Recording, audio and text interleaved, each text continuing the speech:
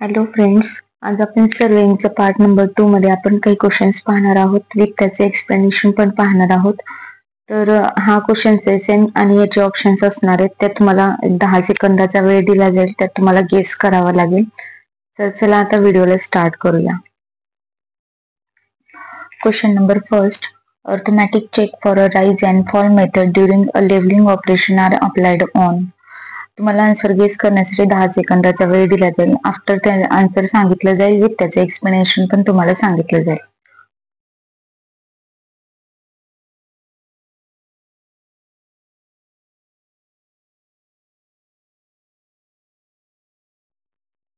तर right option आपला आहे D, back sides, intermediate sides and four sides. Arithmetic check for a rise and fall method during a leveling operation are applied on back sides, intermediate side as well as four sides. The right option आपलं D आहे. Explanation. Rise and fall method. Rise or fall, previous reading minus this reading. Positive असेल तर rise, negative असेल तर fall. RL of any point equal to RL of previous point plus rise use करायचं, minus असेल तर fall use करायचं. Arithmetic check for a rise and fall method during levelling operation, back sides, intermediate and also fore sides. जर आपल्याला पाहायला गेलं तर rise and fall मध्ये हा डिफरन्स कळतो. तर राइज अँड फॉल मेथड मध्ये जर पाहायला गेलं तर ती आपली सर्वेइंग टेक्निक आहे. ते आपण डिटरमाइन करत असताना आपण डिफरन्स काढत असतो इन एलिव्हेशन बिटवीन टू पॉइंट्सचा. आणि यूज कुठं करतो आपण तर construction and design to create account and site प्लॅनच्या ठिकाणी आपण याचा मोस्टली रेफर करत असतो. आता राइज और फॉलची मेथड जी आहे तुम्हाला याच्या अगोदर पण सांगितलं. राइज असेल तर पॉझिटिव्ह आणि फॉल असेल तर निगेटिव्ह. जर पॉझिटिव्ह असेल तर BS minus F S S करायला लागेल आणि निगेटिव्ह असेल तर BS minus F S S करायला लागेल. म्हणजे आरएल जर काढायचं असेल म्हणजे रिड्यूस लेवल जर काढायची असेल तर reduce level of previous point plus rise और फॉल. तर ह्याचा चेक करायचा फॉर्म्युला म्हणजे कसा आहे, summation BS minus summation F S equal to summation rise minus summation fall equal to first RL minus last RL. हा त्याचा राइज अँड फॉल मेथडचा फॉर्म्युला आहे. ओके, हे झालं त्याचं एक्सप्लेनेशन. पाहूया आता next question. Question number 2. If the chain length is 20 meter and the degree of curve is 2 degree, then the radius of the curve is equal to. Option मध्ये दिलेला आहे तुम्हाला A 580 मीटर, B दिलेला आहे 573 metre, C दिलेला आहे 553 metre आणि D दिलेला आहे 540 मीटर. तर पाहूया आपण कोणता आन्सर आपला करेक्ट आहे.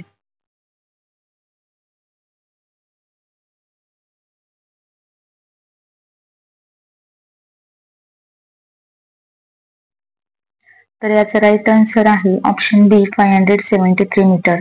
If the chain length is 20 metre, the degree of curve is 2 degree, then the radius of curve is equal to.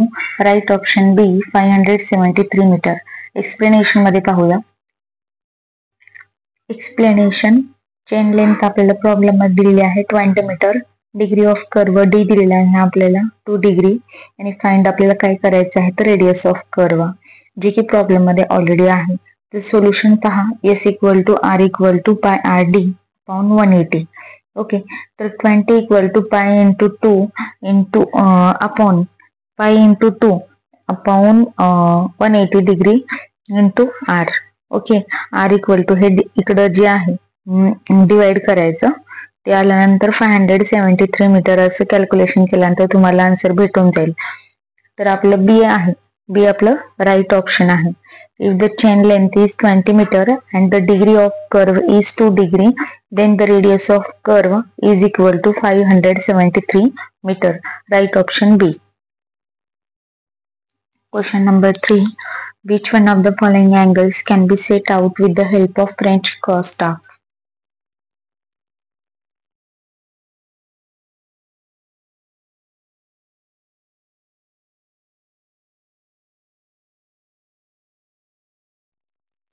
Right option आपलं सी आहे 45 degree.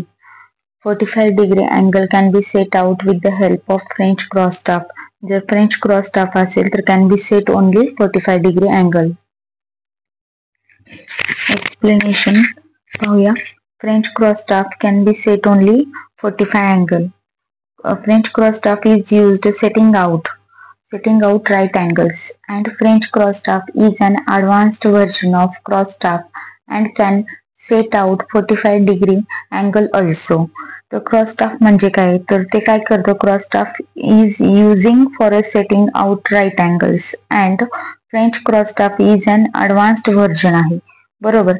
Can be set out 45-degree angles also.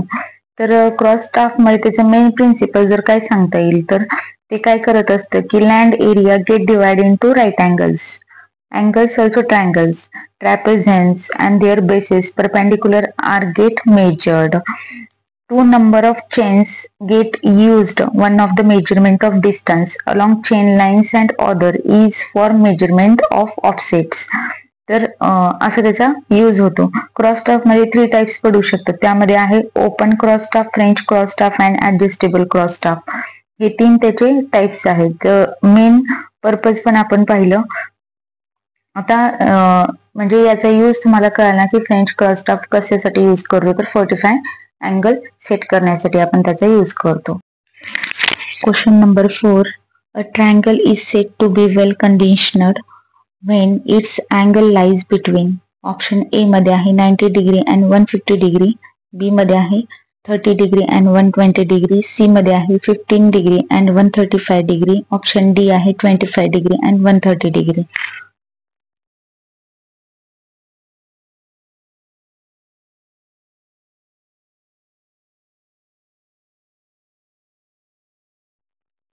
Right option आहे आपलं B, 30 degree and 120 degree.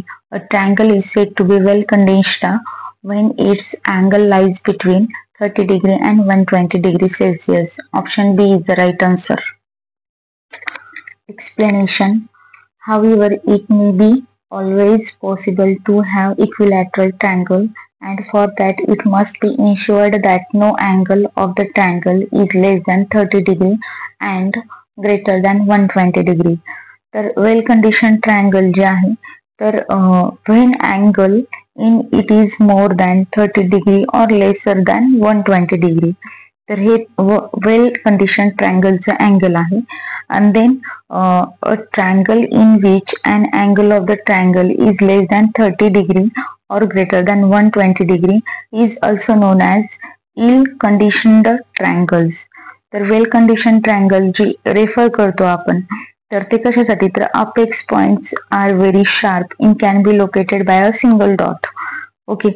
तर no possibility of relative displacement of the plotted point.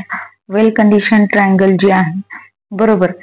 Then triangle offers such a shape in which any error in angular measurement has a minimum effect in the calculation of side is known as well-conditioned triangles. Okay. The minimum angle of well-conditioned triangles must be at least 30 degree and must not exceed 120 degree. So right option आपलं जे आहे तर ते right option आपलं बी आहे, 30 degree and 120 degree Celsius. A triangle is said to be well conditioned when its angle lies between 30 degree and 120 degree Celsius. Question number 5. Which of the following is not used in measuring perpendicular offset? Option A आहे line ranger, option B tape, option C आहे optical square, option D आहे cross staff. तर पाहूया कोणता answer आपला correct असेल.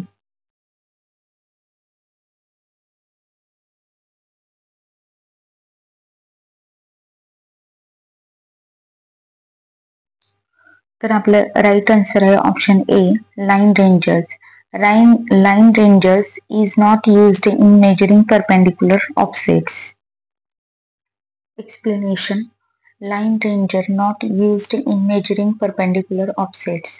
A line ranger is a lightweight optical instrument used in surveying to locate an intermediate point on a straight line between two endpoints.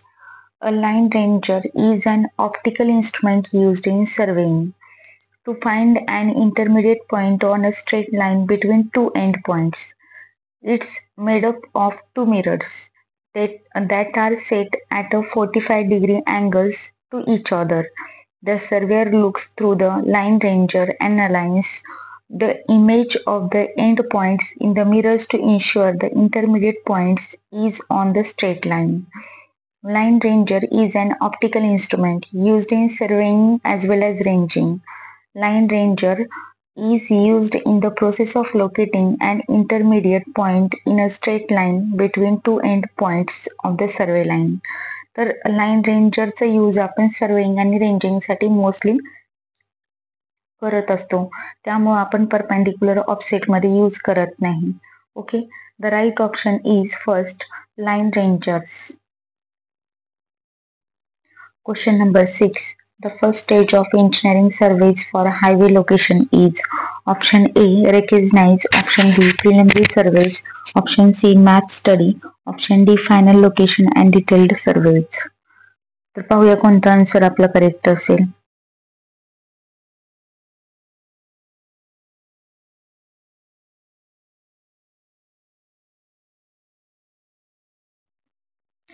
Right आहे आपलं option C, map study.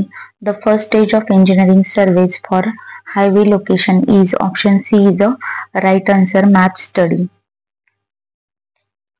Explanation. Stages in engineering survey. The first one, map study. Second one, recognize study. Third one, preliminary study. And the last one, final location and detailed survey. Map study पाहायला गेलं तर आपल्याला identify करावं लागतं provisional जे काही alignment आहे ते मॅप स्टडी मध्ये पाहावं लागतं. त्यानंतर रेकग्नाइज सर्वे. रेकग्नाइज स्टडी मध्ये जर आपल्याला पाहायला गेलं तर a general view of the area. Okay, त्यामध्ये पण आपल्याला जनरल व्ह्यू करायचंय एरिया. त्यानंतर आहे प्रिलिमिनरी स्टडी. प्रिलिमिनरी स्टडी मध्ये collecting the physical information details of topography and drainage. तर त्यामध्ये तुम्हाला टोपोग्राफीचे डिटेल्स लागेल आणि ड्रेनेजचं इन्फॉर्मेशन कलेक्ट करावी लागेल, ते तुम्हाला प्रिलिमिनरी स्टडी मध्ये करावं लागेल. त्यानंतर आहे final location and detailed survey. Final location and detailed survey मध्ये तुम्हाला फायनल स्टेजची सर्वेची करावी लागेल. ओके, तर हे सर्वे झाले स्टेज इन इंजिनिअरिंग सर्वे. तर इंजिनिअरिंग सर्वे मध्ये आपल्याला planning, execution survey for location, design, construction, operation and maintenance, तर हे सगळं आपल्याला सिव्हिल मध्ये करावं लागतं. फॉर अदर इंजिनियर्ड जे काही प्रोजेक्ट्स असतील त्यामध्ये जर मेन ऑब्जेक्ट सर्वेचा काय असेल तर त्यामध्ये डिटरमाइन करावं लागेल आपल्याला the relative positions of the points and features of the land. Okay, तर हे झालं त्याचं मेन पर्पज. तर हे आपण करत असताना ह्या स्टेजेस यामध्ये इफेक्ट होतात. तर त्यामध्ये map study, recognise, preliminary and final location and detail, the main हे सगळे आपले इंजिनिअरिंग सर्वेचे स्टेजेस आहेत. तर आपण आता पाहिल्याप्रमाणे राईट ऑप्शन आपलं काय आहे तर मॅप स्टडी पासून आपण काय करतो, सुरुवात करत असतो. म्हणजे पहिली स्टेज आपली मॅप स्टडी असेल, त्यामुळे राईट आन्सर आपले सी आहे, मॅप स्टडी. जर व्हिडिओ आवडला असेल तर व्हिडिओला लाईक करा, शेअर करा आणि सबस्क्राईब करायला विसरू नका. असेच नवनवीन व्हिडिओ पाहण्यासाठी व्हिडिओला लाईक करा. Thank you so much.